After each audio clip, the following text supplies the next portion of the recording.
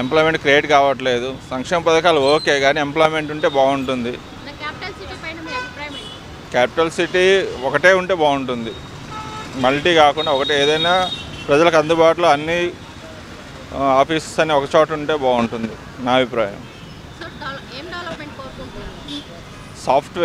Software employment, industries unemployment ఎక్కువ ఉందండి. ఇప్పుడు ఎక్కువైంది అన్ఎంప్లాయ్మెంట్.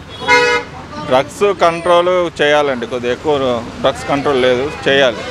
ఏ గవర్నమెంట్ అయినా డ్రగ్స్ కంట్రోల్ చేయాలి.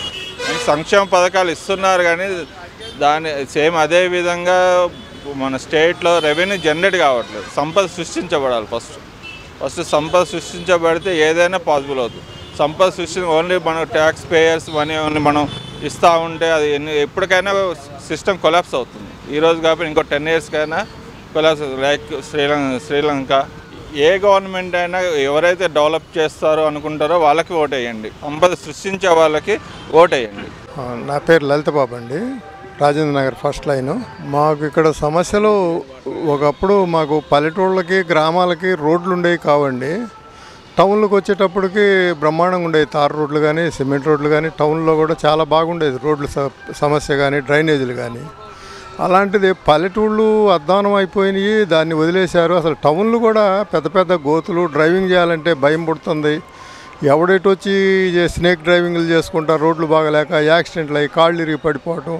మరి డ్రైనేజీలు అయితే అంతా అగమ్యగోచరంగా డ్రైన్లో చెత్త అంతా తీసుకొచ్చి ఆడ పడేయటం. చెత్త పన్ను అని స్కావెంజర్స్ని పెంచాము, స్వీపర్స్ని పెంచామంటారు. డ్రైన్స్ చూస్తే భయంకరంగా ప్రతిరోజు ఉదయం చూస్తే డ్రైన్స్ నిండా డంపింగ్ బాటిల్స్ సమస్య, మెయిన్ సమస్య. ఇదివరకు గత గవర్నమెంట్లో ఉన్నప్పుడైతే ఈ లిక్కర్ బాటిల్స్, మందు బాటిల్స్ తాగేసినవన్నీ కూడా ఎక్కడేసినా కలెక్ట్ చేసుకొని తీసుకెళ్ళి వాటిని అమ్ముకునేవాళ్ళు. ముందు వీధులు శుభ్రం అయ్యాయి.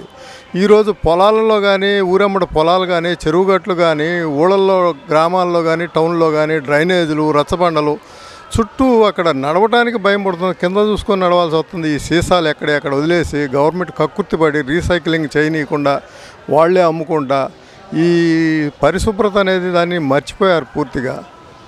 తర్వాత ప్రభుత్వం ఇప్పుడు 12.5 లక్షల కోట్లు అప్పు చేసింది అంటున్నారు. ఇప్పుడు వాళ్ళని వదిలేసేయండి. ఇప్పుడు ఉన్న పార్టీ, ప్రతిపక్ష పార్టీ, పోటీ చేయబోయే మిత్రపక్షాలు ఎవరైనా కానీ మెయిన్ కాన్సన్ట్రేషన్ దాని గురించి అసలు ఈరోజు చర్చ రావట్లేదు. ముందు రేపు ప్రభుత్వం వచ్చినాక 12.5 లక్షల సద్వినియోగం అయిందా, దుర్వినియోగం అయిందా, ఎంత దుర్వినియోగం అయింది, ఎంత సద్వినియోగం అయింది? మరి దుర్వినియోగం అయిన వాళ్ళని ఏం చేస్తారు? ఏ డిపార్ట్మెంట్లో దుర్వినియోగం అయింది దాన్ని క్లారిటీ ఇవ్వట్లా ఇప్పుడు వాళ్ళు ఉండే ప్రతిపక్షం. వాళ్ళు వచ్చేసి ప్రచారాలు చేసుకుంటారు, నిందలేసుకుంటున్నారు. కానీ మెయిన్ మాలాంటి వాళ్ళకి ఆర్థిక సమస్య భయం పడుతుంది. 12.5 లక్షల కోట్లు అసలు తీర్చగలరా? ఈ వాగ్దానాలు ఏంటి? అధికార పక్షం కానీ ప్రతిపక్షం కానీ వాగ్దానాలు చూస్తే భయం పడుతుంది. రేపు మేము ఎట్లా గడవాలా? మా పరిస్థితి ఏంది? మా పన్నులేంటి? ఇవన్నీ పన్నులేసి ఈ విధంగా ఇప్పటికే గుల్లైపోయాం. కన్స్ట్రక్షన్ లేదు. ఒక బాత్రూము, లెట్రిన్, చిన్న గోడలు కట్టించాలన్నా కానీ గవర్నమెంట్ మారితే శాండ్ ఫ్రీ అయితే కట్టిద్దామనే ఆలోచనతో ఆగి ఉన్నాం, వెయిట్ చేస్తున్నాం ఇలా. మరి రేపు ఈ 12.5 లక్షల కోట్లకి ఎట్లా కట్టాలా? దీన్ని ఎట్లా రికవరీ చేయాలా? ఈ దుర్వినియోగం మీద ఏంటి? దాని గురించి ప్రధాన సమస్య రావాలి రాజకీయ పార్టీల్లో కానీ పబ్లిక్లో కానీ. దాన్ని ఎక్కడ విస్మరించి అసలు మాట్లాడలేదు, దాని గురించి చర్చలే లేవు. మరి దయచేసి ముందు ప్రధాన సమస్య ఈ 12.5 లక్షల పరిస్థితి ఏంటి, ఏ విధంగా ఎట్లా ఖర్చు అయింది, ఎట్లా దుర్వినియోగం అయింది, ఏం అభివృద్ధి చెందింది రాష్ట్రంలో, ఒక విధంగా ఒకటి అభివృద్ధి చెందింది అనేది చెప్పాలా. దేనికి పెట్టారు, దేనికి వెచ్చించారనేది చెప్పాలా. మరి మాకైతే రైతు బంధువులు లేవు, ఎలాంటి ప్రభుత్వ ప్రయోజనాలు ఎప్పుడూ లేవు. మరి ఇవన్నీ కూడా బటన్ నొక్కుతున్నాను, 1000 కోట్లు పెడుతున్నాను అంటున్నాడు. బాండ్లు అమ్మటం, 1000 కోట్లు తీసుకొచ్చి బటన్ నొక్కటం, ఎప్పుడూ హ్యాపీగా కనపడట్లేదు. ఆ గతంలో వచ్చేవాళ్ళు తప్పితే ఇప్పుడు కొత్తగా అధికంగా మళ్ళీ కొత్తగా వచ్చిన వాళ్ళు అయితే ఎవరూ లేరు ఈరోజు ఈ ప్రయోజనాలు పొందేవాళ్ళు. పాతాళకే వస్తున్నాయి కానీ ఆ పాతాళకు వచ్చినప్పుడు పాత బడ్జెట్టే సరిపోద్ది వాళ్ళకి. మరి ఇంత అధిక బడ్జెట్, లక్షల కోట్ల బడ్జెట్లు బటన్ నొక్కి ఎవడు హ్యాపీగా ఉంటున్నాడో నాకు అర్థం కావట్లేదు. ఇలా హ్యాపీగా ఉండాలి చెప్పేవాళ్ళంతా కూడా గతం నుంచి వస్తున్నాయి వాళ్ళకి, ఈరోజు ఏం కొత్తగా వచ్చాయి కావు. మరి ఇలాంటి దాని మీద పూర్తిగా నా యొక్క విజ్ఞప్తి ఏంటంటే, ఈ చేసిన అప్పు ఏంటి అనేది ప్రథమ సమస్య. ఇది ఎయిడ్స్ సమస్య, క్యాన్సర్ సమస్య ఎట్లా ఉందో దీని గురించి కూడా అదే సమస్యగా భావించి దీని మీద విచారణ జరిపి యాక్షన్ తీసుకుంటే మాలాంటి వాళ్ళు సంతోషపడతారు. ఏ ప్రభుత్వం రాని దీని మీద అయితే విచారణ జరగాల, ఇదే నేను కోరుకుంటున్నాను మీ నుండి. పెమ్మసాని చంద్రశేఖర్ గారు గతంలో ఆయన రాజకీయాలు ఆయన ఎవరో తెలియక ముందు నుంచి కూడా పల్నాడు జిల్లాలో కానీ ఇటు తెనాలి డివిజన్లో కానీ చక్కగా డెవలప్మెంట్స్ ఉన్నాయని విన్నాం మేము. ఇప్పుడు ఆయన గురించి చూస్తున్నాం. ఆయన చాలా నిబ్బరంగా ధైర్యంగా జనంలోకి వెళ్తున్నాడు.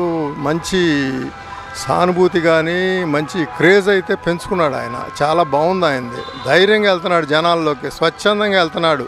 ఆయన బట్టి జనం తండోపతండాలుగా వస్తున్నాయి. ఆయన మీటింగులు చూడాలని వెళ్తున్నాం. మాలాంటి వాళ్ళు ఇలా రాజకీయాలంటేనే విరక్తి చేసినా కానీ అసలు పెమ్మసాని చంద్రశేఖర్ ఎవరు ఒకసారి చూడాలా, ఆయన మాటలు వినాలి అనే ఆలోచనలో పడి ఉన్నాం. మేము ఆలోచిస్తున్నాం ఇలా.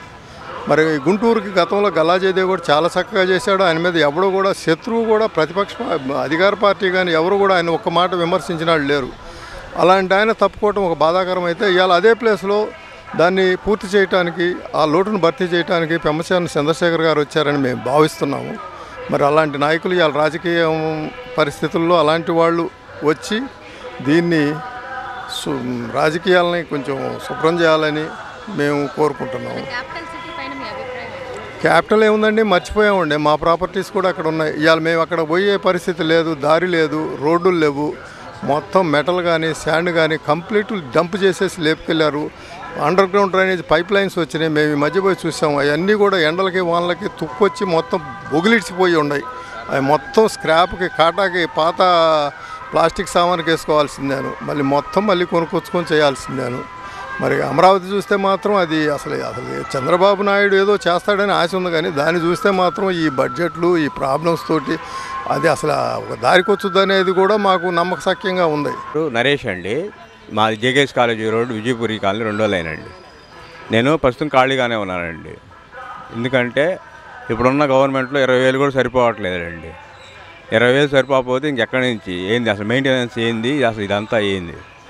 అన్ని అప్పులు తీసుకొస్తారు. అప్పులు వడ్డీలకి కట్టడానికి అన్ని పనులు పెంచుతాం అనమాట. కరెంట్ ఛార్జీలు, మామూలుగా ఉప్పు పప్పులు, మొత్తం అసలు నీడ్స్ ఉన్నాయో బేసిక్ నీడ్స్ అన్నీ బాగా పెంచుతున్నారండి. పెంచడం మూలంగా కాస్ట్ ఆఫ్ లివింగ్ చాలా ఎక్కువైపోయింది. కాస్ట్ ఆఫ్ లివింగ్ ఎక్కువైపోతే ఏమైంది, సమాజంలో తేడాలు వస్తాయి. ఆ సమాజంలో తేడా అనేది చాలా డేంజర్ అండి. మామూలుగా అయితే గవర్నమెంట్ అంటే కేసులు మాఫీ కోసం పార్టీ పెట్టినాడు కదండి. తెలుగుదేశం అనేది ప్రజల గుండెల నుంచి వచ్చింది. వైఎస్ఆర్సీపీ పార్టీ కేసులు మాఫీ కోసం పార్టీ పెట్టారు. డాక్టర్లు బాగా చేస్తారని ఎన్టీ రామారావు కూడా ఫస్ట్ డాక్టర్లకు ఇచ్చాడండి. ఫస్ట్ టైము ఓపెనింగ్ అప్పుడు డాక్టర్లకు ఎక్కువ మందికి ఇచ్చాడు. ఎందుకంటే జనంలో వాళ్ళు కలిసి ఉంటారు కాబట్టి, జనం కష్ట నష్టాలు తెలిసి ఉంటాయి కాబట్టి ఆయనకి ఇచ్చారండి. గవర్నమెంట్ చేంజ్ అయితే బాగుంటుందండి. ఎందుకంటే ఈ అప్పుల మీద పర్ హెడ్ ఇప్పుడు 2 లక్షలు ఉన్నాడు అప్పు. మళ్ళీ అప్పులు ఎక్కువైనాయి అనుకోండి, డెవలప్మెంట్ అనేది ఆగిపోయింది. డెవలప్మెంట్ ఆగిపోతే మా తాతలు కట్టారు ట్యాక్స్లు, మా నాన్నలు కట్టారు, నేను కడతాను, మా పిల్లలు కూడా కడతారు. చివరికి దీనికి ఎండ్ పాయింట్ ఉండదు. 77 సంవత్సరాలు అయిందండి సంవత్సరం వచ్చి. ఏం సాధించాం మనం? టోల్ గేట్ల రూపంలో గేట్లు ఎక్కువ పెడుతున్నారు, కానీ డబ్బులు ఏమైపోతున్నాయో ఎవరికి అర్థం కావట్లేదు. అన్నీ వేరే దేశాల్లో బ్లాక్ మనీ పెట్టడం, ఇలా చాలా రకాలుగా ఉన్నాయండి. చివరికి ఏంటంటే మన ఇండియన్స్ చాలా సఫర్ అవుతున్నారు. క్యాపిటల్ సిటీ అంటే అది ఒకటే ఉండాలండి, అమరావతి. పిచ్చోడి చేతిలో రాయన్నట్టు అధికారం ఉంటే ఏదైనా చేయొచ్చు అనుకుంటే కుదరదు. అది కుదరని పని. చాలా ప్రాబ్లమ్స్ వస్తాయి. అది అన్ఎంప్లాయ్మెంట్ అంటే ఎంప్లాయ్మెంట్కి అసలు పట్టించిన వాడు నాదులు లేడండి. ఇప్పుడు వాళ్ళే పోతారులే, వాళ్ళే మనల్ని ఏం చేస్తారు వీళ్ళందరూ అనుకుంటారు. కానీ సార్ సినిమాలో ఒక డైలాగ్ ఉంటుందండి, దుర్మార్గం ఎక్కువైపోతే బావా మనమే రాజకీయాలు లేకుండా పోతాం అంటాడు. అట్లానే దుర్మార్గం ఎక్కువైపోతే వాళ్ళే పోతారు చాలామంది. ఇక్కడ కాలనీ సమస్యలు కొన్ని, డ్రైనేజ్ కానీ రోడ్లు సరిలేవు, కొన్ని స్థానికంగా ఇబ్బందులు. ఈ గార్బేజీ ముందు ఎక్కడ పెట్టినా కుప్పలు తెప్పలుగా ఉంది. తర్వాత రోడ్లు, ఆ డివైడర్లు సరైన లేక కొంత ఇబ్బందులుగా ఉన్నాయి. ఈ గవర్నమెంట్ వల్ల లాభం ఏం కనపడలేదు, నష్టమే ఎక్కువగా ఉందేమో అని అనుకుంటున్నాం. ఆ నష్టమైన లాభమైనా అది రోడ్ల వరకు చాలా ఇబ్బందికరంగా ఉన్నాయి.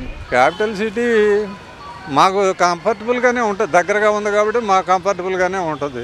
అది దానివల్ల స్థలాలు, ఇళ్ళు అన్నీ రేట్లు పెరిగినాయి. దగ్గరది వదిలిపెట్టుకోవాలని ఎవరికి ఉంటుందండి? మాకు అమరావతి ఉంటేనే బాగుంటుంది. ఆయన ఒక విద్యావంతుడు, నిదానస్తుడు. ఆయన విజయానికి తిరుగులేదు. ఆయన ఎదురులేని మనిషి. ఆయన విజయం ఖాయం. నా పేరు శ్రీనివాసరావు అండి, గుంటూరు 2 గుజ్జనగూడ. యాక్చువల్గా జరిగేది పరిస్థితుల బట్టి జగన్మోహన్ రెడ్డి అనే అతను ఏదో కుర్రవాడు యంగ్లో వచ్చాడు, అందరికీ ఉపయోగపడతాడని అనుకున్నాము. అంతకుముందు పాత ముఖ్యమంత్రులను చూసాం కదా, నిద్రమల్లి జనార్దన్ రెడ్డి గారు, కోట్ల విజయభాస్కర్ రెడ్డి గారు, మరి చెన్నారెడ్డి గారు, ఎన్టీ రామారావు, చంద్రబాబు నాయుడు, రాజశేఖర్ రెడ్డి, కిరణ్ కుమార్ రెడ్డి, రోసయ్య, వీళ్ళందరినీ గతగా చూసుకుంటూ వస్తూ ఉంటే అప్పుడున్న ప్రత్యామ్నాయానికి ఇప్పటికి జగన్మోహన్ రెడ్డి అనే అతను ఏదో మభ్యపెట్టి మాయపెట్టి ఎన్నో అవతవక హామీలు ఇచ్చి ఏది ఒకటి నెరవేర్చకుండా, ఎవరికి ఏం చేయకుండా, బూడుగ హామీలు ఏదో నేను ప్రతి ఒక్కరికి నేను చేశాను, ఎవరి అకౌంట్లో వాళ్ళకి నేను డబ్బులు వేసానని మాయమాటలు చెప్పుకుంటూ తిరుగుతూ ఉన్నాడు. ఒక భవన కార్మికుడు కావచ్చు, ఒక అగ్రికల్చర్ వ్యవసాయం రైతు భరోసా కేంద్రం కావచ్చు, ఎవరు బాగాలేరు అనేది మన ఒపీనియన్. ముఖ్యమంత్రి బాగుంటే ఎమ్మెల్యేలు బాగుంటారు, ముఖ్యమంత్రి పనితీరే బాగలేదు. అతనే ఒక ఎదవలాగా వ్యవహరిస్తూ ఉన్నాడు. అతను చూసి ఎమ్మెల్యేలు కూడా తానా అంటే తందానా అని ఉన్నారు. అది మనం ఎలా చెప్పాలి అంటే రియల్గా ఇప్పుడు ఆయన కొన్ని నియోజకవర్గాల్లో మల్లెపూలు అమ్మిన కాడ కట్టెలు అమ్మలేరని చెప్పేసి ఒక చోట ఎదవైన వాళ్ళని రెండో చోటకి తీసుకొచ్చి టికెట్ ఇస్తున్నాడు. ఇదే నిదర్శనం. అది ఎందుకంటే ఇప్పుడు ఒక చోట చల్లని మొక్క, ఒక చోట ఎండిపోయిన మొక్క ఒక చోట బతికించాలంటే జరిగేది కాదు అది. అలా ఆయన ఏం చేసినా మార్పు చేర్పులు చేసుకుంటూ వచ్చి అతను ఏదో ప్రభం కోసం ఉన్నారు. కొన్ని నియోజకవర్గాల్లో ఇవాళ ఎంపీగా కానీ ఎమ్మెల్యే కానీ క్యాండిడేట్లను అలర్ట్ చేస్తే వాళ్ళు రియల్గా ఇవాళ మళ్ళీ నా కొద్దురా మాబో అని చెప్పేసి వెళ్ళిపోయే పరిస్థితిలో ఉన్నారు. ఎందుకంటే ఎవరు తీసుకున్న గోతులో వాళ్ళే పడ్డారు అనుకోవడానికి ఇది ఒక నిదర్శనం. మనం ఎక్కువగా మాట్లాడేది ఏమీ లేదు. మనం అనుకునేది రాజశేఖర్ రెడ్డి ఒక విధంగా మంచివాడని అనుకున్నాం, రాజశేఖర్ రెడ్డి లాగా చేస్తాడు అనుకున్నాం. కానీ రాజశేఖర్ రెడ్డి ఇతనిలాగా అయితే కాదు, ఇది మొండి వైఖరి, ఇతరుతున్న శాడిస్టిక్ లక్షణాలు. ఎందుకంటే కొంతమంది చాలామంది ఇబ్బంది, ఇప్పుడు నా ఫ్యాక్టరీ ఉంది, రైతు భరోసా కేంద్రాలు సప్లై చేయాలన్నాడు, మనం చేయలేమన్నాం, నన్ను కూడా ఇబ్బంది పెట్టారు. ఎవరైనా ఎందుకంటే ఫ్యాక్టరీకి వచ్చాడు, రైతు భరోసా కేంద్రాలు పెట్టాడు. ఒక రైతు భరోసా కేంద్రాలు ఒక రైతుకి ఒక యూరియా దొరకదు, ఒక డిఏపి దొరకదు, ఒక ఇత్తనాలు దొరకవు. ఏదో ఆయనకి లంచాలు ఇచ్చే కంపెనీలు పెట్టుకున్నారు. వాస్తవంగా రియల్స్గా commissioner, agriculture commissioner Haribabu Chowdary అనే అతను మేము పోతే సోన్సో కోరమండల్ కావచ్చు, ధనుకా కావచ్చు, బేర్ కంపెనీ కావచ్చు, సింజంటా కావచ్చు, ఇలా కంపెనీలు ఎన్నో ఉన్నాయి. వాళ్ళకి ఏదైతే పర్సంటేజ్లు ఎక్కువ వస్తే ఆ కంపెనీలే ఉన్నాయి. రైతు సమయానికి యూరియా కావచ్చు, డిఏపి కావచ్చు, పురుగు మందులు కావచ్చు, కలుపు మందులు కావచ్చు, వాళ్ళ టయానికి వాళ్ళు దొరకలేకపోయినాయి. అలాంటప్పుడు రైతు భరోసాలు ఎందుకు చావనా? దానికి ఒక ఎంప్లాయీలు, దానికి ఒక బిల్డింగ్లు, ఎక్స్ట్రా ఖర్చు. ఇప్పుడు ఇంటింటికి నాణ్యమైన బియ్యం అన్నాడు. కొడాలి నాని పౌర సరఫరాల శాఖ మంత్రిగా ఉన్నప్పుడు ఈ వెహికల్స్ పెట్టారు. అంతకుముందు గత ప్రభుత్వంలో పౌర సరఫరాలన్నీ ఇంటి దగ్గర ఉన్నప్పుడు ఎవరో ఈ మహిళలకు కావచ్చు, వీళ్ళకి కావచ్చు, ఎవరికి అందుబాటులో ఉన్నప్పుడు వాళ్ళు వెళ్ళి తీసుకోగలిగారు. ఇప్పుడు అదే మహిళలను రోడ్ల మీదకి వచ్చి ఒక చిన్న సైరన్ వేసి క్యూల్లో నుంచోబెట్టి, అంటే అతను ఏంటంటే ఒక శాడిస్ట్ లక్షణమే. ఇప్పుడు ఎవరికి అనుకూలంగా ఉన్నప్పుడు కొంతమంది పొలాలకు వెళ్ళే వాళ్ళు ఉన్నారు, పనికి వెళ్ళే వాళ్ళు ఉన్నారు, వాళ్ళ వృత్తిరీత్యా వాళ్ళు చేసుకొని ఈవినింగ్ టైంలోనో ఆ టైంలోకి వెళ్ళినప్పుడు తీసుకోగలుగుతారు. దాన్ని అది ఇవ్వకుండా నడి రోడ్డు మీద నుంచోబెట్టి మహిళలందరినీ ముసుగులు కప్పుకుంటా సైరన్ వేసి తమ్ము పడలేదని నానా రకాలుగా ఇబ్బంది పడతాను. ఒక వ్యవస్థని కాదు, చెప్పుకుంటా పోతా ఉంటే ఏదో రకరకాలు. అలానే మద్యం అన్నాడు, మద్యం విడతల విధిగా తీసేస్తానన్నాడు. మద్యం ఏం చేసిందేం లేదు. కొత్తగా అడిషనల్గా హబ్స్ ఇచ్చారు, కొన్ని కొత్త లైసెన్స్లు ఇచ్చి హబ్స్ ఇచ్చాడు. విచ్చలవిడిగా నాణ్యమైన లేక ప్రజలతో ఆరోగ్యాలు నాశనం చేస్తూ ఉన్నాడు. ఎందుకు అంటే ఇంతకుముందు గత ప్రభుత్వాలే ఒకళ్ళు మంచి ఒకళ్ళు చెడు అని చెప్పట్లేదు. వాళ్ళు ఉన్నప్పుడు ఏంటంటే ఈ బెల్ట్ షాపులన్నీ హబ్జు చేశారు. ఇప్పుడు ఏమైందంటే ఇతను చేసే కార్యక్రమాల వల్ల చుట్టుపక్కల ఉన్న రైతులందరూ పొలాల దగ్గరికి వెళ్తే ఈ నాణ్యమైన మందు కావచ్చు, మనది కావకపోవచ్చు, ఈ విలేజ్ పక్కల ఊళ్ళలోకి వెళ్ళి పొలాల దగ్గర కూర్చొని పొలాల్లో తాగి సీసాలు బాలు కొడతా ఉంటే రైతులు కూడా భయభ్రాంతులతో అల్లాడిపోతూ ఉన్నారు. ఒక చేలోకి అడుగు పెట్టాలన్నా ఇదంతా వ్యవస్థ ఎందుకు వచ్చింది అంటే ఈ జగన్మోహన్ రెడ్డి అనేవాడు ఎదవ కాబట్టి ఈ మద్య నిషేధం బ్యాన్ చేస్తానని చెప్పి విడతల వారీగా చేస్తానని చెప్పకుండా ఈ చుట్టుపక్కల టౌన్లో నుంచి తీసుకెళ్ళి విలేజ్ల్లో పెట్టి, విలేజ్లో ప్రతి డొంకల్లో పెడితే అక్కడ పొలాల దగ్గర తాగి గందనాలు రైతుల పొలాలన్నీ నాశనం చేస్తా ఒకదానికి ఒకటి ఇలా చెప్పుకుంటా పోతా ఉంటే చాలా ఉన్నాయి. ఈ చేసేదే ఉంది. ఇంకొక అదిగో ఒక 30-35 డేస్ ఉంది. ఎవరైతే ఎన్ని కళ్ళలుగా అన్నారో మంచివాడిని ఎప్పుడు జనం ఆదిస్తారు, చెడ్డవాడిని ఎప్పుడు తరిమి కొడతారు. ఇదే నిదర్శనం. మేము అనుకుంటుంది ఏంటంటే ఇంకా ఎటు 4-5 రోజుల్లో ఉంది. వైసీపీ ఎమ్మెల్యేలను ఇప్పుడే ఇంటింటికి పోయి ఏంటి విషయాలను అడుగుతుంటే ఒక్కొక్కరిని చొలక పట్టుకొని నిలదీసే పరిస్థితి ఉంది. నువ్వు వచ్చినప్పుడు చెప్పావు మాకు రోడ్లు అన్నావు, మంచినీళ్ళు ట్యాప్లు అన్నారు, లేదు డ్రైనేజ్లు అన్నారు. ఇవన్నీ చేయకుండా మళ్ళీ ఏ విధంగా ఓట్లాడటానికి వచ్చామని చెప్పి అంపడు పడుతూ ఉన్నారు. ఈ నిజంగా చూస్తూనే ఉన్నాం, మీడియాలో కావచ్చు, పేపర్లో కావచ్చు, అన్నింటిలో చూస్తూనే ఉన్నాం. ఇంకా చెప్పేదే ఉందండి, 1 by 1 ఇలా జరుగుతుంది. ఇంక 4-5 రోజుల్లో తెలుగుదేశం గవర్నమెంటో లేకపోతే వైసీపీ గవర్నమెంటో అని ఎవరికి వాళ్ళకి వచ్చినట్టు చెప్పుకుంటూ ఉన్నారు. ప్రజలే నిర్ణయిస్తారు. ఎవరో మొండి వైఖరి. ఇలా రాజకీయం ఎవడొబ్బా సొత్తు కాదు. మంచి చేసేవాడిని ఆదరిస్తారు, చెడు చేసేవాడిని తరిమి కొడతారు. క్యాపిటల్ సిటీ అనేది వాస్తవంగా చేయాలి. ఎవరైనా ఆ రోజు ఒక అసెంబ్లీలో 30,000 ఎకరాలు కావాలని చెప్పింది జగన్మోహన్ రెడ్డి. ఆ తర్వాత అవసరం లేదని చెప్తూ పోతూ ఉన్నాడు. ఎందుకంటే ఈయన ఇప్పుడు మనకి ఇక్కడ వైజాగ్ కావచ్చు, ఆంధ్ర కావచ్చు, కర్నూలు హైకుంటున్నాడు. ఒక్కటి చోట అయినా సరే ఒక ఇటుక పెట్టి చేసిందేం లేదు. ఆయన ఏంటంటే 3 రాజధానులన్నీ ఒక ప్లాన్ లేపాడు. దానివల్ల ఎక్కడ ఒక ఇటుక పెట్టే పని లేకుండా చేస్తూ ఉంటే పబ్బం గడుపుతూ ఉంది. అలా అని 5 సంవత్సరాలు పబ్బం గడిపేశాడు. అక్రమ దందాలు చేశాడు. మద్యంలో 1000 కోట్ల అప్పులు తెచ్చాడు. తర్వాత రేషన్ షాపులు అన్నాడు, రియల్ ఎస్టేట్ దందా చేశారు. కేవలం వైజాగ్ కూడా రాజధాని అంటే స్వార్థ. ఇక్కడ ఏదో తెలుగుదేశం వాళ్ళు ఇక్కడ రాజధాని కోసం పొలాలు కొన్నారు, వీళ్ళు బాగుపడ్డారు. దీన్ని మనం ఎందుకు చేయాలి? దీన్ని తీసుకెళ్ళి వైజాగ్లో పెట్టి అక్కడ వాళ్ళు ఉన్న రాజకీయ నాయకులందరూ పబ్బం గడుపుకోవడం కోసం చేశాడు తప్పితే వైజాగ్లో కూడా వ్యతిరేకం చేసిందేం లేదు. అతను మాత్రం ఇల్లు మీద ఇల్లు కట్టుకుంటా పోతా ఉన్నాడు. పెమ్మసాని చంద్రశేఖర్ గారు అంటే ఉత్సాహవంతుడు, కుర్రవాడు, ఫారెన్లో మంచి స్టాబిలిటీ ఉన్న వ్యక్తి. వచ్చిన తర్వాత చాకచక్యంగా చుచ్చుకుపోతున్నాడని మా ఒపీనియన్.